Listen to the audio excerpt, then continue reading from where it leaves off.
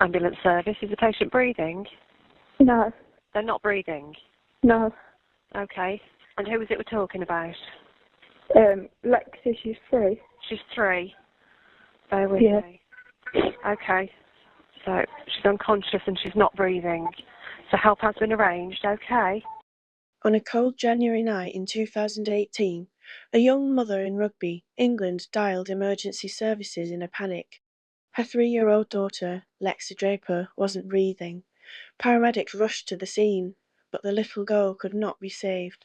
Less than 3 weeks later, unthinkable tragedy struck again. The woman's 17-month-old baby, Scarlett Vaughan, was also found lifeless. 2 children, sisters, gone within 17 days. What first appeared to be a horrific coincidence of fate would soon reveal itself as something far more sinister. The person responsible for both children's sudden deaths was not a mysterious illness or a genetic defect. It was their own mother, 23-year-old Louise Porton, who had suffocated her daughters in cold blood.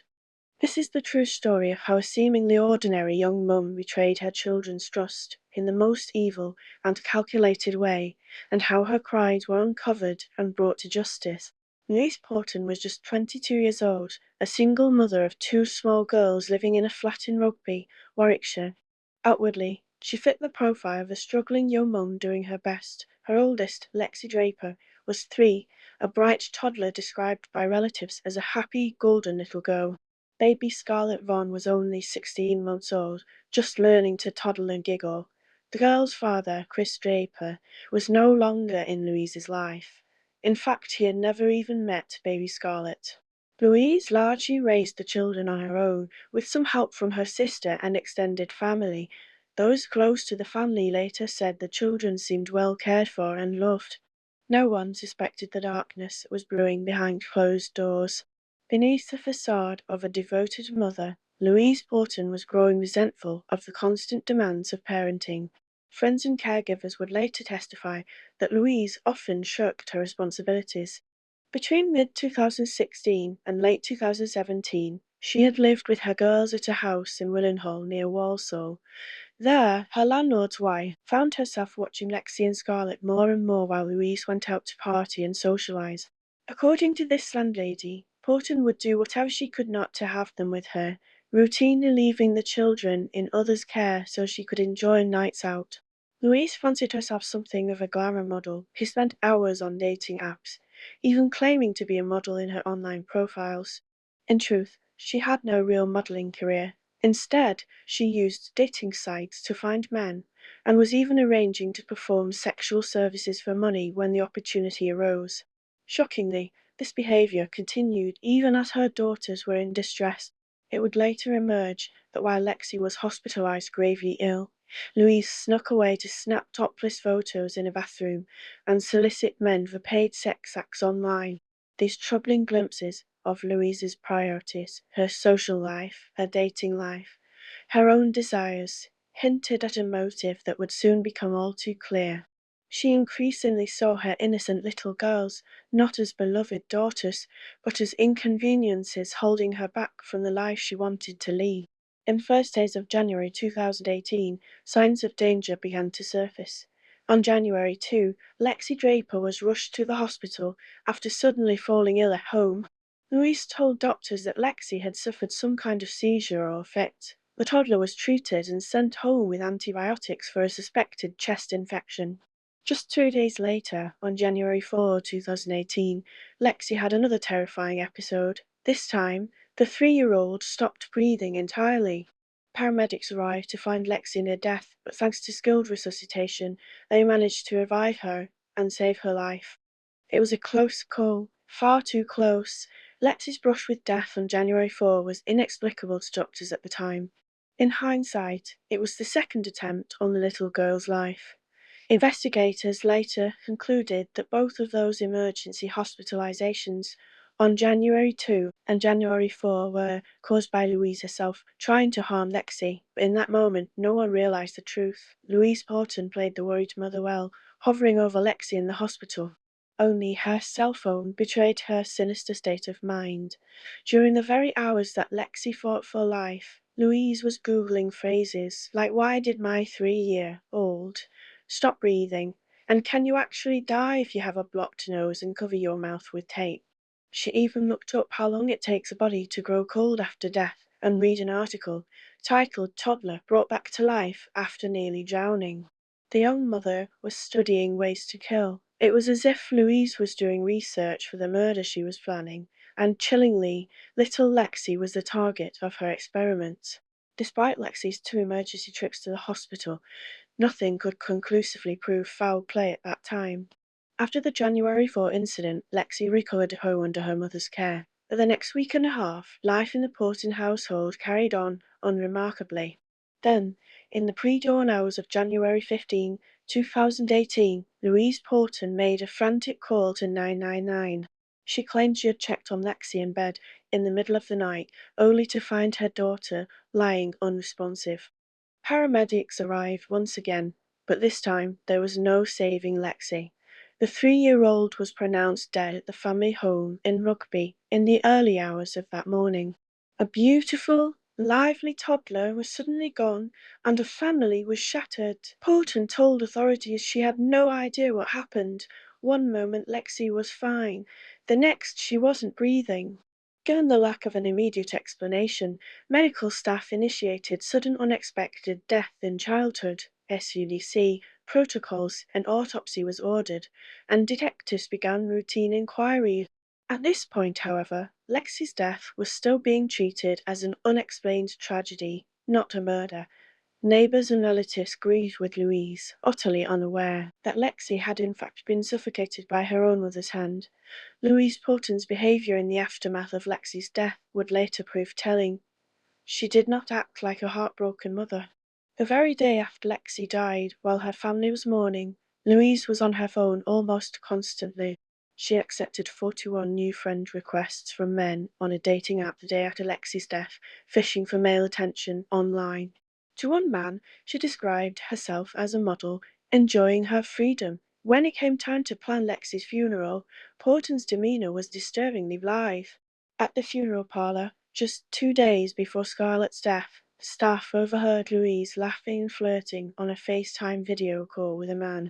A funeral arranger present noted that Louise seemed more interested in her phone than in making arrangements for her little girl's send-off.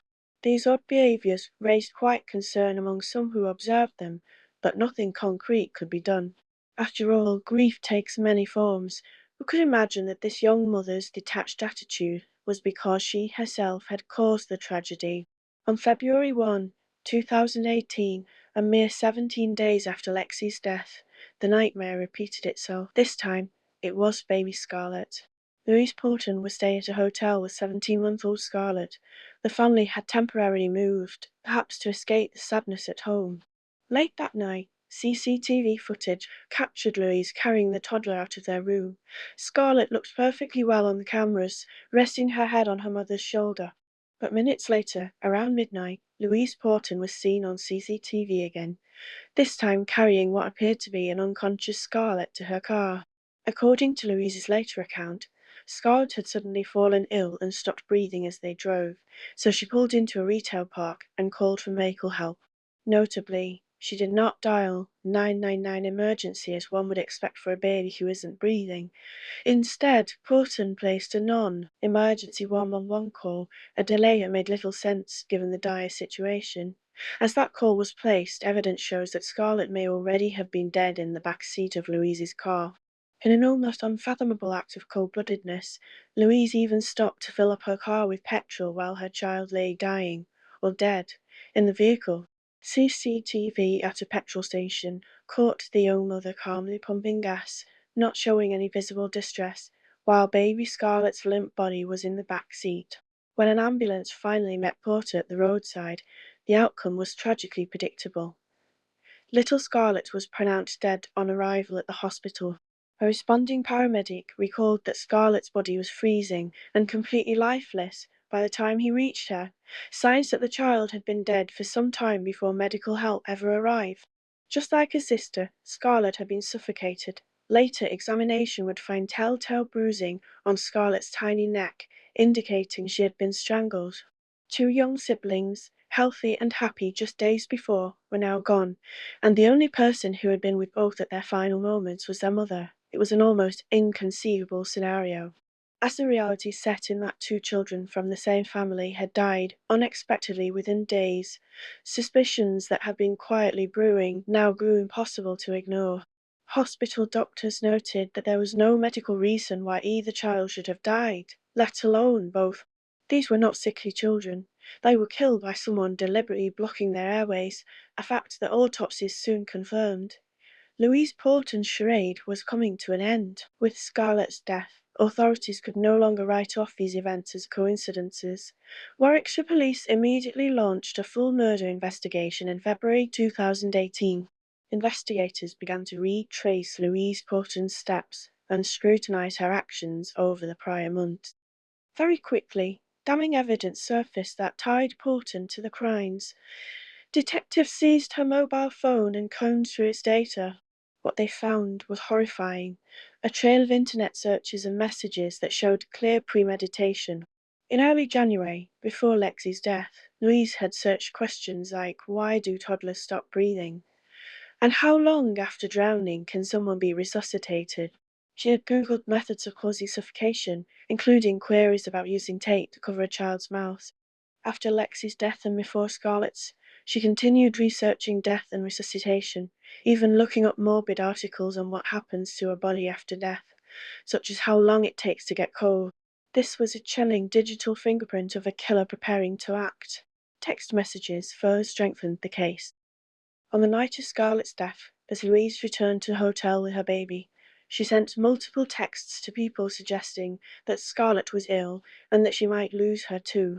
These messages were sent before any emergency was called, effectively foreshadowing the child's death in a way that only the murderer would know to do. In hindsight, it was as if Louise was preparing her friends and family for another tragedy she was about to manufacture. The only reason for foreshadowing her death was that you planned to take her life, as you had taken Lexi's, Judge Amanda Yip would later remark, directly addressing Porton's calculated messaging. While investigators dug deeper, they also re-examined the events leading up to Lexi's death.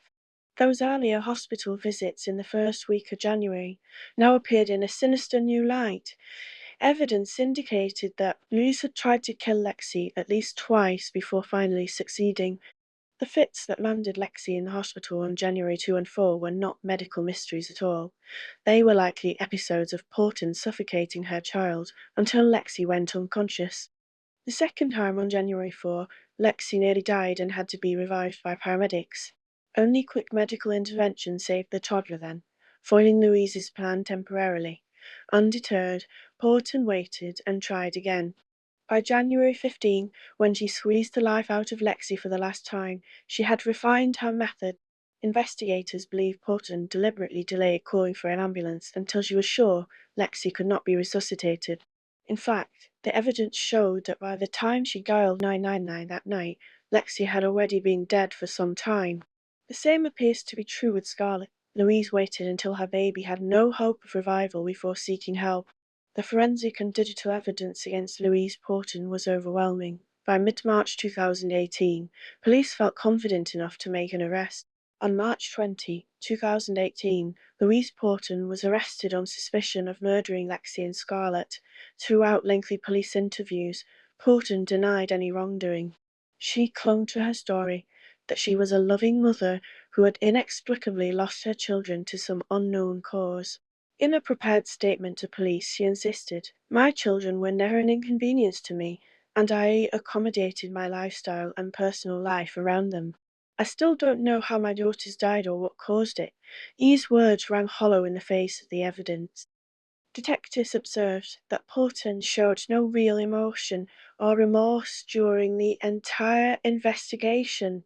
She lied calmly and repeatedly to officers, to doctors, and to her own family to cover her tracks. Meanwhile, the autopsy results definitively concluded both Lexi and Scarlett died from deliberate airway obstruction, in other words, suffocation. Louise was charged, and the case was passed to prosecutors.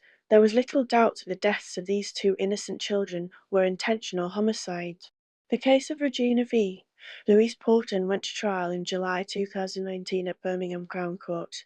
Over 5 weeks, a jury heard the full, devastating story of Lexi and Scarlett's final days. Prosecutor Oliver Saxby QC laid out the narrative of a young woman who saw her own daughters as obstacles. It was, he argued, a crime born of pure selfishness. Porton's children, he said, got in the way of her doing what she wanted, when she wanted, and with whom she wanted. All the nights out Louise wanted, the men she wanted to see, the freedom she craved. Her little girls were in her mind the only thing standing in the way.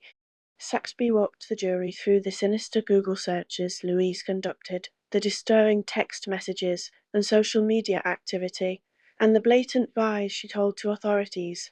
Jurors learned how, incredibly, Porton had been taking semi-nude selfies in a hospital bathroom and arranging sexual encounters even as her toddler lay ill nearby. They heard from the funeral home staff, who saw her giggling on FaceTime shortly before Scarlett's murder. Piece by piece, the prosecution built a portrait of a mother who appeared to lack even the basic maternal attachment or empathy for her children. She wanted them gone. The defence, in contrast, had very little to offer. Louise Porton herself took the stand and continued to deny that she harmed her children, repeating that she had no idea why they died. She claimed she loved Lexi and Scarlett, pointing to photos of happy times. Her legal team suggested that perhaps Porton had some undiagnosed mental or developmental issues that made her seem emotionless. Jurors even asked whether she might have autism, given her flat affect, but a psychological assessment found no sign of mental disorder or illness that could explain her actions. In the end, Porton's own testimony did little to counter the mountain of evidence. The jury was unconvinced by her blank denials. After deliberating, they returned with a unanimous verdict, guilty on both counts of murder. In August 2019, roughly a year and a half after the crimes, Louise Porton was formally convicted of murdering her 2 daughters. The courtroom, filled with family members and detectives who had worked the case, erupted in emotion, a mix of sorrow for the lost children and relief that their killer would not escape justice. With a guilty verdict delivered, it fell to Mrs. Justice Amanda Yick to pronounce sentence on Louise Porton. On August 2, 2019, the judge addressed the young woman in the dock with stern words that brought many in the courtroom to tears.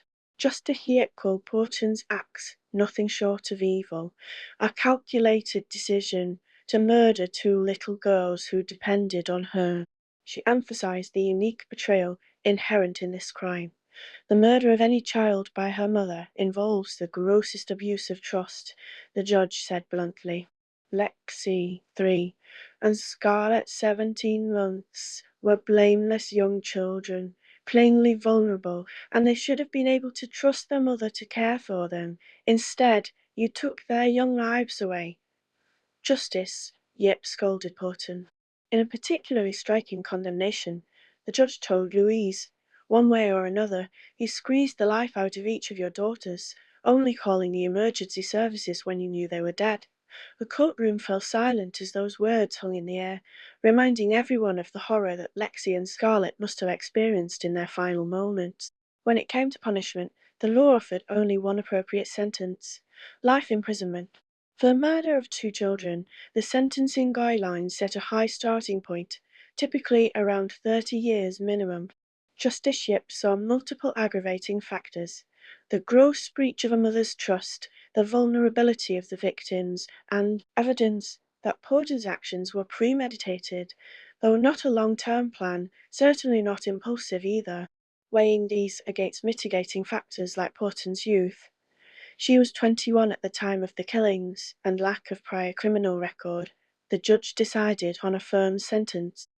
Louise Porton was ordered to serve life in prison with a minimum of 32 years before she can be considered for release. In practical terms, this means Porton will be in her 50s by the time she's even eligible for parole. She received credit for 188 days already spent in custody, but that barely dents a 32-year term. The judge stressed that even after those decades behind bars, there is no guarantee Porton will ever be freed. That decision will lie with the parole board, and only if she is deemed no longer a danger. listening to the sentence. Louise Porton showed little visible emotion, much as she had throughout the trial. For the family of Lexi and Scarlett, no prison term could ever equate to justice, but there was some solace in knowing Porton would be locked away for a very long time. The girl's father, Chris Draper, delivered a raw and heartfelt victim impact statement. He confessed that he hated his former partner for what she had done, and that no punishment will ever be enough because nothing could bring back his daughters. Draper described himself as broken by the loss. "I don't know how I will go on as I feel I have nothing to live for," he said, mourning the futures that Lexi and Scarlett would never have. He addressed Louise directly in his statement, incredulous at her motive. "They were just an inconvenience to you. How could you do this?" he asked, echoing the very words prosecutors had used.